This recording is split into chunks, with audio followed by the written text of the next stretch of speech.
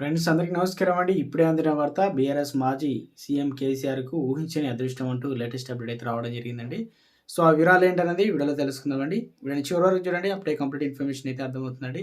మీలో ఇంకెవరైనా సరే మన ఛానల్ సబ్స్క్రైబ్ చేయకుండా చూస్తున్నట్లయితే వెంటనే మన ఛానల్ సబ్స్క్రైబ్ చేసుకోండి. ప్రభుత్వం నుంచి వచ్చే లేటెస్ట్ అప్డేట్ అన్ని కూడా అందరికంటే ముందుగానే అందించడం జరుగుతుంది. అదేవిధంగా లైక్ చేయడం మర్చిపోతున్నారు. దయచేసి లైక్ చేయండి. ఇక లైక్ చేయకుండా వీడియోలోకి అయితే వెళ్ళిపోదామండి.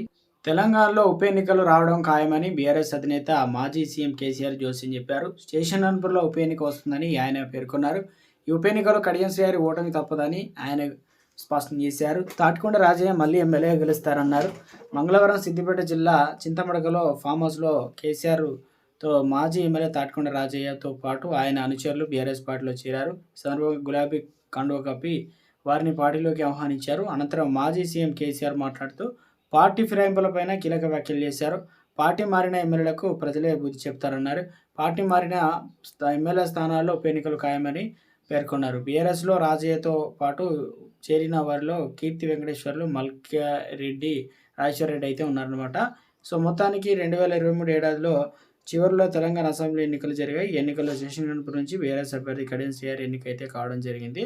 ఇప్పుడు ప్రస్తుతానికి 10 మంది ఎమ్మెల్యేలు అయితే ఏదైతే కాంగ్రెస్లో చేరడం, ఇందుకు సంబంధించి ఆ స్థానాలు కూడా మళ్ళీ ఉప ఎన్నికలు అయితే రాబోతున్నాయని బీఆర్ఎస్కు మరో అవకాశం అయితే వచ్చిందని